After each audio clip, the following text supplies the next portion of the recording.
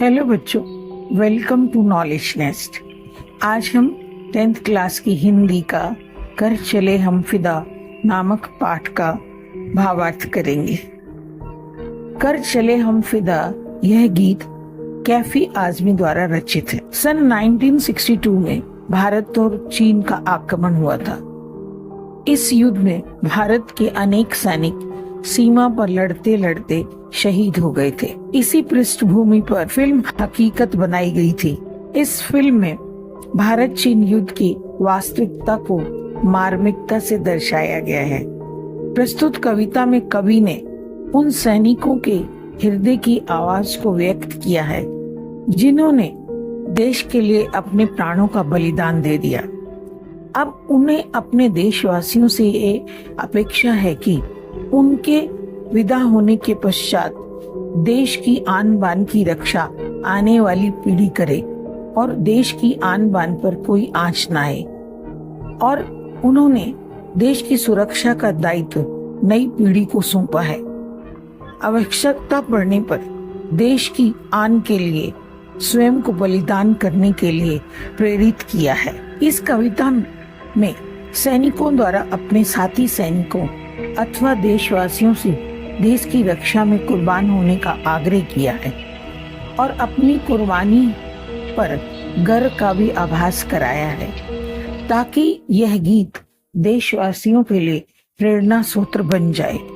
हमें अपने देश के सैनिकों पर गर्व है। देश की रक्षा के लिए हमारे सैनिक अमर बलिदान देते हैं, मरते दम तक इस प्रयास में लगे रहते हैं कि देश पर कोई भी आंच न आने पाए। देश की रक्षा के लिए अनेक सैनिकों ने अपना रक्त बहा है। हिमालय हमारे देश के मान सम्मान का प्रतीक है। हमें किसी भी हालत में इसके सिर को झुकने नहीं देना है। अब हम पैराग्राफ वाइज अर्थ समझने की कोशिश करेंगे। पहले जैसे मैंने कहा, यह गीत कैफी आजमी द्वारा लिखा गया है। कर चले हम फिदा जानो तन साथियों, अब तुम्हारे हवाले वतन साथियों। युद्ध भूमि में सैनिक देश पर प्राण न्यौछावर करते समय अपने साथियों से कहते हैं, हे साथियों, अब हम अपनी प्राण और शरीर देश की रक्षा के लिए न्यौछावर करके संसार से जा रहे हैं। अब यह देश तुम्हारे हवाले है, तुम्ही को इसकी रक्षा करनी है। यद्यपि देश के लिए लड़ते लड़ते हमारी सांसें रुकने लगी हैं, हमारी नब्ज ठंडी पड़ने लगी है और जमने लगी है, फिर भी हम बर्फ से ढकी सीमाओं पर आगे बढ़ते चले गए। हमारे सिर कट भी गए तो इसका हमें कोई दुख नहीं। हमें इस बात की खुशी है कि हमने जीते जी हिमालय का सर झुकने नहीं दिया। मरते समय भी हमारे मन में बलिदान और संघर्ष का जोश बना रहा। अब हम बलिदान देकर दुनिया से जा रहे हैं, अतः आप देश की बागडोर आपके हाथ में है, इसकी रक्षा करना आपका कर्तव्य है। यह बात कवि युवा पीढ़ियों के लिए कह रहा है कि सैनिकों ने ना हंसते हंसते बलिदान दे दिया और देश की रक्षा का भार, देश की रक्षा की जिम्मेदारी आने वाली आधुनिक पीढ़ी पर, युवा पीढ़ी पर डाल दी। सैनिक यहाँ चाहते हैं कि जैसे उन्होंने देश की रक्षा के लिए अपने प्राण न्यौछावर कर दिए, ऐसे ही हमें भी हर समय देश की रक्षा के लिए अपने प्राण न्यौछावर करने के लिए तैयार रहना चाहिए। कवि ने लिखा है, जिंदा रहने के मौसम बहुत है मगर जान देने की रुत रोज आती नहीं। हुस्न और इश्क दोनों को रुसवा करें वो जवानी जो खून में नहाती नहीं। आज धरती बनी है दुल्हन साथियों, अब तुम्हारे हवाले वतन साथियों। इन पंक्तियों में कवि का मानना है कि मनुष्य को जिंदा रहने के बहुत अवसर मिलते हैं, परंतु देश के लिए बलिदान देने के अवसर कभी कभी ही मिलते हैं। आज तो सैनिकों के बलिदान का समय आया है। जो सैनिक लड़ते हुए खून से लथपथ ना हो, वह धरती के सौंदर्य और प्रेम को बदनाम करेगा। यह धरती तो एक दुल्हन की भांति है। इसकी लाज रखना और इसकी रक्षा करना सैनिकों का ही कर्तव्य है।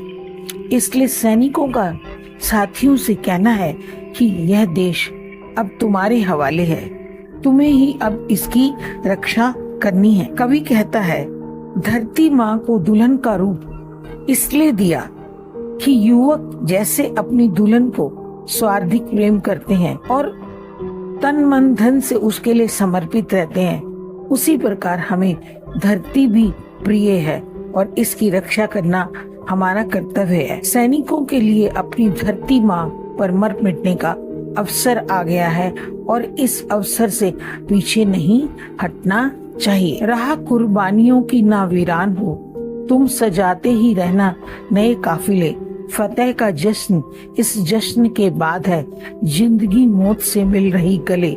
बांध लो अपने सर से कफन साथियों, अब तुम्हारे हवाले वतन साथियों। इसमें कवि कह रहा है कि जो सैनिक बलिदान दे रहे हैं देश के लिए, वो उन सैनिकों से कहते हैं कि हमने अपने लिए जो बलिदान दिए हैं उसकी राह कभी सूनी नहीं होनी चाहिए।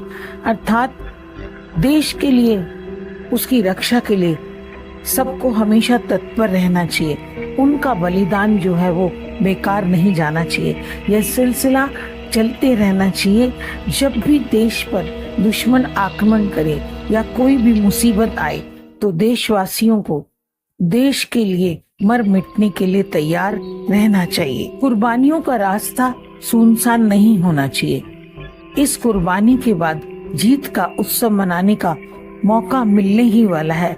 अर्थात जब हम देश के लिए लड़ते हैं, सैनिक देश के लिए लड़ते हैं और उसके बाद दुश्मन पर जीत हासिल करते हैं, तो वो जो मौका होता है, वो जीत जो होती है, वो एक जश्न का रूप धारण कर लेती है।